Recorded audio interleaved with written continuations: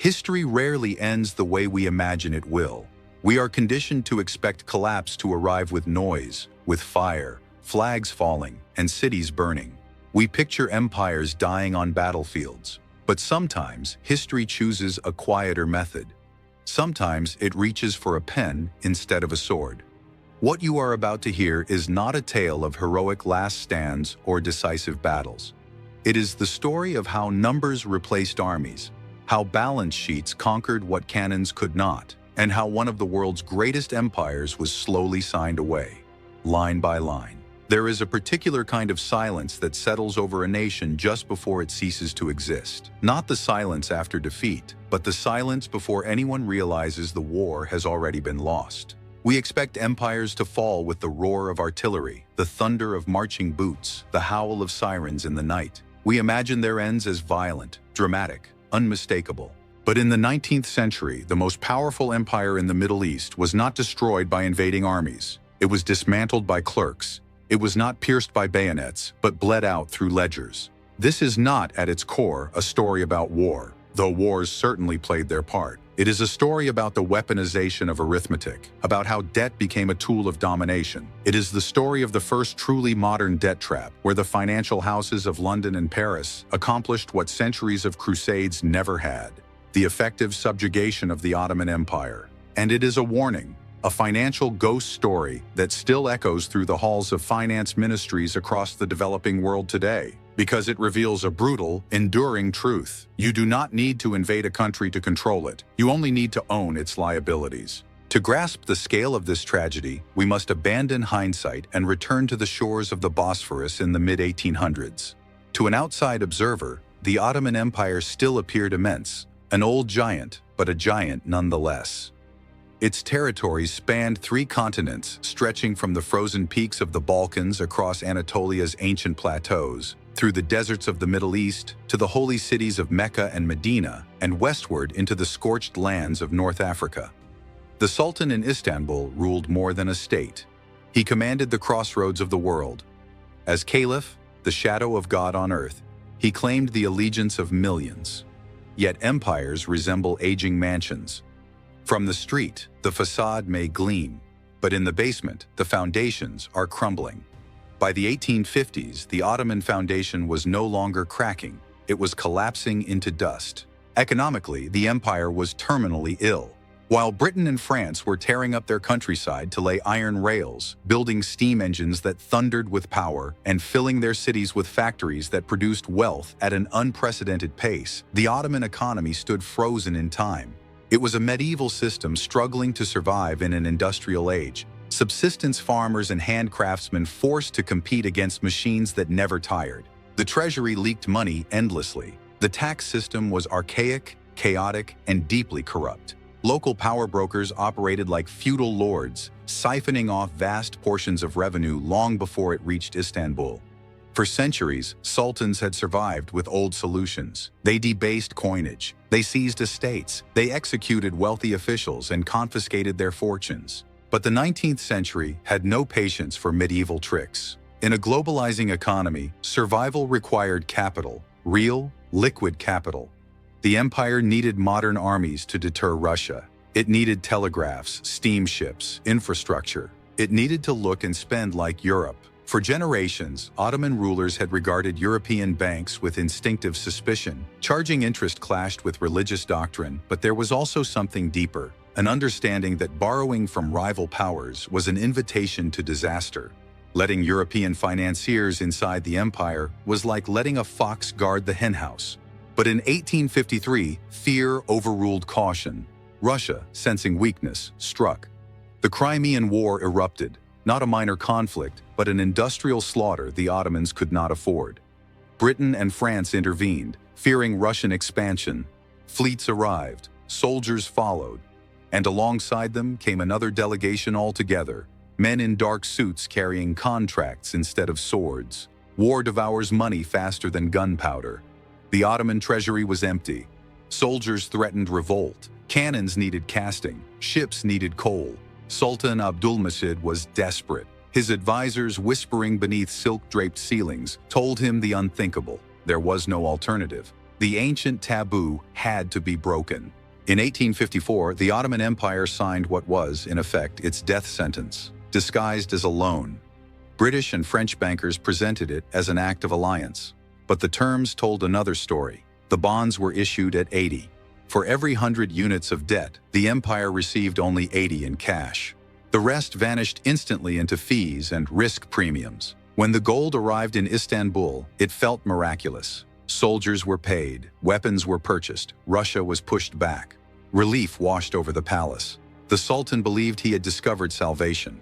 What he had actually found was dependency. The war ended. The borrowing did not. Easy credit proved intoxicating.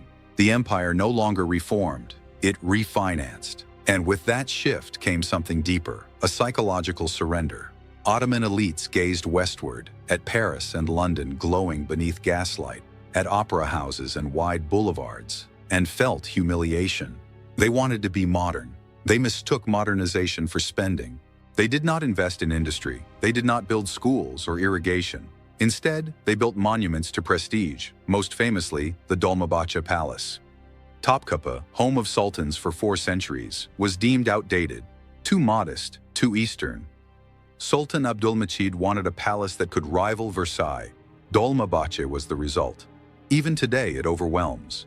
Gold leaf ceilings, the world's largest crystal chandelier, staircases carved from crystal, Italian marble, silk carpets, a monument to wealth, and a gravestone for the empire's finances.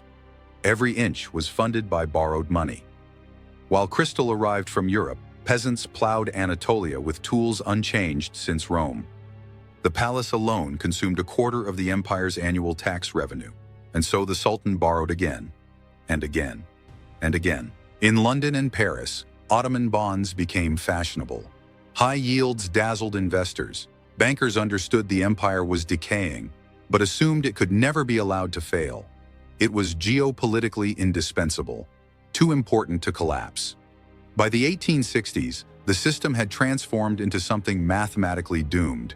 New loans paid old interest, debt fed debt. The hole deepened with every attempt to escape it. By 1870, over half of all state revenue flowed directly to foreign creditors. Half of every tax collected, from fishermen, shepherds, merchants, vanished abroad. The state hollowed out from within. To survive month by month, the government turned to local financiers, the Galata bankers, borrowing at ruinous rates just to delay default. And under Sultan Abdulaziz, debt funded vanity once more. Ironclad warships, massive cannons, a navy that looked formidable on paper. In reality, the ships rusted at anchor, unfueled, unmanned, symbols of an empire impressive in appearance and empty at its core. And then, finally, the numbers stopped working. That was the moment everything tipped. The year was 1873, and the world's financial system cracked. What began as a panic in Vienna surged outward like a shockwave, ripping through markets from Europe to the Americas. Historians would later call it the Long Depression. Capital vanished almost overnight. Investors in London and Paris, suddenly gripped by fear, abandoned risk entirely. Foreign bonds were dumped, credit lines were severed. The flow of money that had kept fragile economies alive was shut off without warning. For the Ottoman Empire, this was fatal timing. The entire financial structure depended on one thing: constant borrowing. New loans were needed to service old ones. When the tap closed, the illusion collapsed. And then, as if history itself delivered a final blow, nature intervened. In 1873 and 1874, a brutal drought struck Anatolia. The skies darkened, but the rain never came. Wheat fields shriveled into dust. Livestock collapsed where they stood. The peasants, the foundation of the empire's tax base, began to starve. Famine spread quietly, relentlessly. When tax collectors arrived, demanding the Sultan's share, they found empty villages, barren soil, and bodies. Revenue evaporated at the exact moment credit froze. By the summer of 1875, Grand Vizier Mahmud Nedim Pasha sat before the treasury ledgers and understood the truth immediately. The numbers were catastrophic.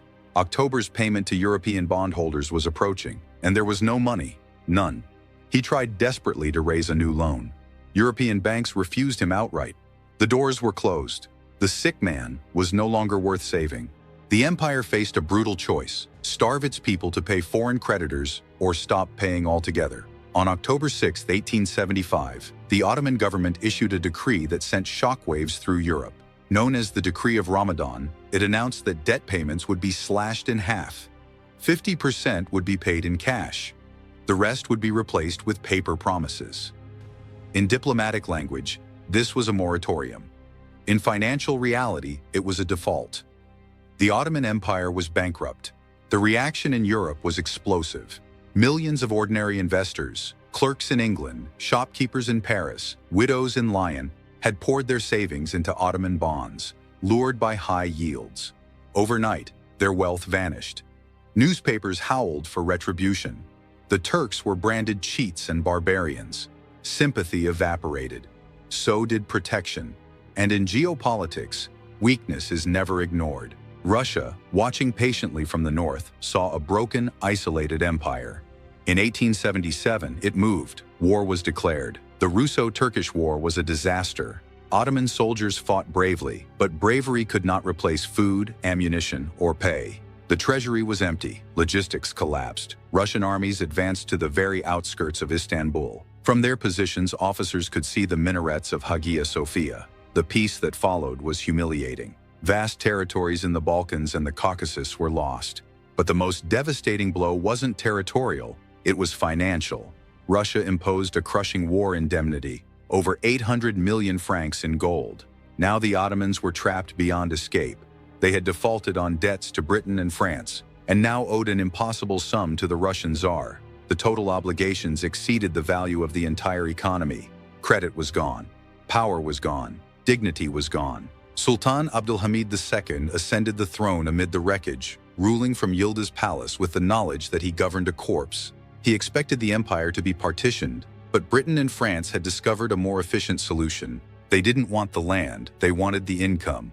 In 1881, European bondholders arrived in Istanbul, not with armies, but with contracts. Bankers, not generals, dictated the terms. The result was the Decree of Muharrem, an act that ended Ottoman sovereignty without firing a shot. It created the Ottoman Public Debt Administration, the OPDA, a foreign-run corporation unlike anything seen before.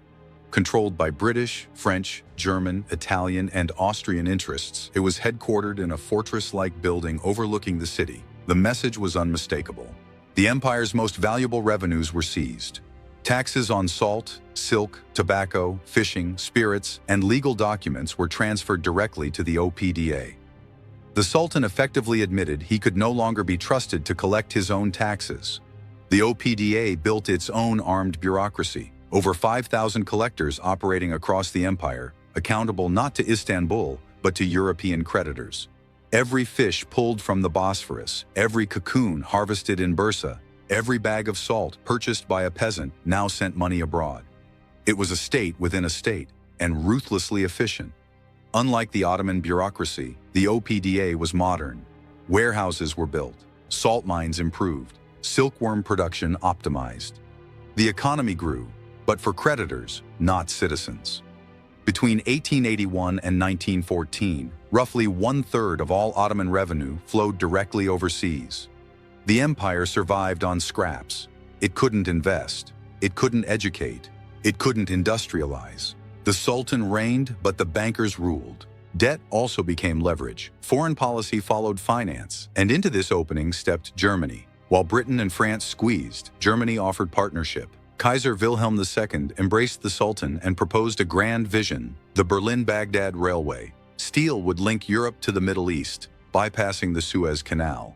It promised power, mobility, and modernization. Germany offered financing, but the contracts were predatory. Guaranteed profits, mineral rights, oil access along the tracks. The Ottomans exchanged British chains for German ones. By 1910, the empire had become a German economic satellite.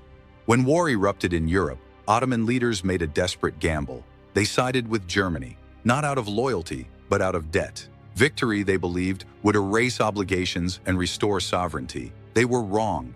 The empire was destroyed, but the debt lived on. When the Turkish Republic was born in 1923, the bankers returned. The message was simple: you inherit the land, you inherit the mortgage.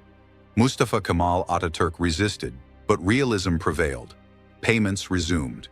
The final installment was paid in 1954, 100 years after the first loan. The Ottomans believed they could purchase modernity. They learned too late that money is never neutral. Every loan binds, every bond controls. Empires do not always fall to armies. Sometimes they are foreclosed.